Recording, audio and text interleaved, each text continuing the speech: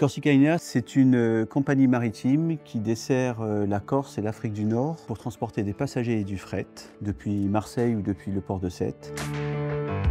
Notre vision d'entreprise, c'est d'être la compagnie maritime de Méditerranée la plus moderne en 2030. Et la plus moderne, pour nous, ce sera celle qui est le meilleur sur le client, sa gestion client, qui a un sens sociétal et qui a réussi sa transition environnementale. Concrètement, ça consiste à réduire de 40% nos émissions de CO2 entre 2022 et 2030. On fait ça parce qu'on a une vision d'entreprise et on considère qu'étant un acteur majeur du transport maritime, notamment entre la Corse et le continent, on se doit d'être exemplaire. 5% des 40%, c'est de la sobriété. Naviguer moins ou essentiellement naviguer moins vite. Et la deuxième partie, c'est la réduction de 10% de nos émissions du fait de projets techniques. Dans cette réduction des sujets techniques, il y a l'électrification à quai. Il y a une espèce d'effet boule de neige qui se crée parce qu'en réalité, ce que vous faites, ça a du sens. Au bout d'un moment, ça s'impose et l'ensemble des parties prenantes ne conçoivent plus de faire autrement en réalité. Ce sera la même chose avec les nouveaux carburants qui feront les 25 derniers % de la transition environnementale.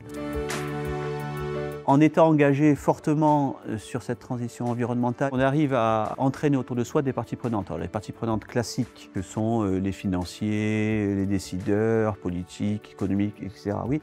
Et on arrive à entraîner autour de soi d'autres décideurs, notamment à tirer autour de soi en effet des entreprises qui ont à peu près des valeurs proches des nôtres ou qui veulent participer à ce projet. On a acheté le poisson en Turquie il y a quelques années. Maintenant, le poisson que l'on mange sur nos navires vient du golfe d'Ajaccio. Le bœuf venait d'Argentine, maintenant il vient du sud d'Ajaccio, etc. Je revendique le fait que je préfère travailler avec une ETI marseillaise plutôt que la filiale marseillaise d'un grand groupe mondial. On reste d'abord une entreprise. La création de valeur économique est essentielle pour nous. Rien ne peut se passer si je n'ai pas cette création de valeur économique. J'ai la conviction qu'un jour ou l'autre, que le sujet environnemental devrait être prégnant, devrait être le principal et que tout le reste devrait être une conséquence de ça. Si on se projette à 30-40 ans, on n'aura pas d'autre choix à mes yeux que de dire que le cadre environnemental, que l'objectif environnemental devra être l'objectif principal. Donc oui, je pense qu'on devra changer, qu'on aura l'obligation de changer nos codes, le mode de gestion, le mode de communication.